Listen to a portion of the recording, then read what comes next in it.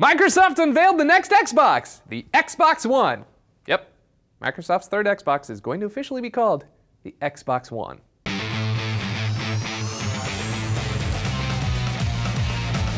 Today at Microsoft's Redmond, Washington campus, Microsoft unveiled the Xbox One, and unlike the PS4 reveal, they actually showed us what the console looks like right from the get-go. But unlike Sony, they focused heavily on home entertainment rather than games. But before we get into that, let's talk about the official specs. Now first up, the console. Xbox One has 5 billion transistors using an 8-core CPU with 8 gigs of RAM and a 500 gigabyte hard drive. It also has 802.11n Wi-Fi built in, USB 3.0, HDMI in and out ports, and a Blu-ray drive. It also runs on Windows. The controller has also been completely redesigned and looks to be a mixture of the original Xbox controller and the 360. According to Microsoft, it has 40 different design changes with the addition of impulse triggers that send feedback directly to your fingers and the triggers. Also, it looks like Microsoft finally got the memo that their D-pad sucks because they've completely overhauled it. It also has a Wi-Fi direct radio stack and a way better battery compartment. And Kinect, boy, if there was a star of this show, it was all about the Kinect integrations Microsoft showed off.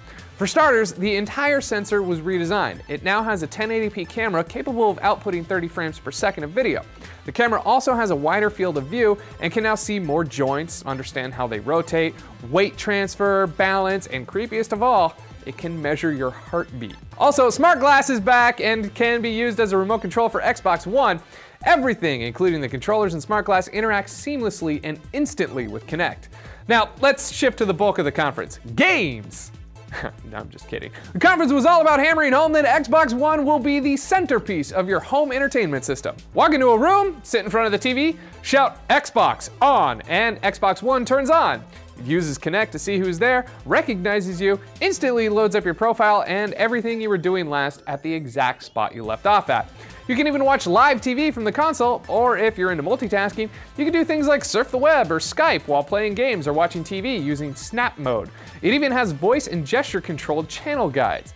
And if you love fantasy sports, you can keep track of your teams and update them in real time while watching the game from your Xbox. Even the NFL. Yep, Microsoft landed an exclusive deal with the NFL, so hooray sports, I think. Oh, and if you like TV shows and video games and wish they made more TV shows about video games, Steven Spielberg is making a Halo TV show, so you got that going for you too. Xbox Live is getting an overhaul as well. At launch, Microsoft will be running 300,000 servers, which is more than the world's entire computing power in 1999. All of your content, including games, movies, TV shows, and game saves, will be stored in the cloud. If you like recording gameplay, Xbox Live can do that now too, with a dedicated game DVR to store your gameplay to the cloud. Achievements are changing as well and will apparently become more dynamic and, quote, changing. So I guess that means you can get an achievement and then have it taken away from you. As for the games, we didn't see much. EA showed off FIFA 14, Madden 25, NBA Live 14, and UFC. Microsoft Studios came out and said they were working on 15 exclusive titles for the first year, 8 of which are brand new franchises. Forza 5 will be a launch title. Quantum Break is apparently about a creepy little girl who can make boats crash into bridges. And Call of Duty Ghosts has dogs! The most realistic dogs ever put into a video game. So real, they put real dogs in motion capture suits, because why not? But the one thing all of us were waiting for Microsoft to talk about that they didn't was always online.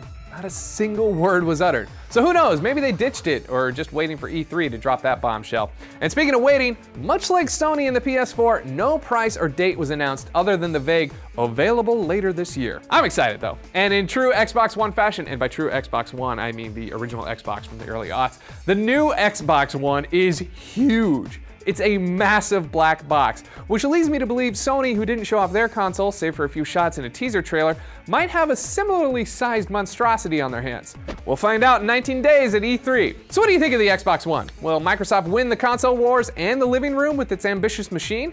Let me know in the comments below. Also, congratulations to Twitter user Just Oblivion, who was the only person to correctly guess how many times both the words infinite and Windows 8 would be said, with 0. Enjoy the $200, and as always, if you haven't already, please subscribe to the channel. For TFN, I'm Scott Bromley saying 19 more days until we see some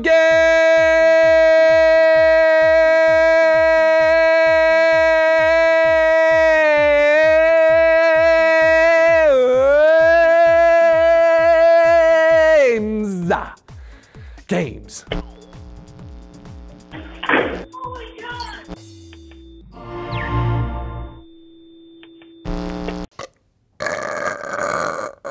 Games.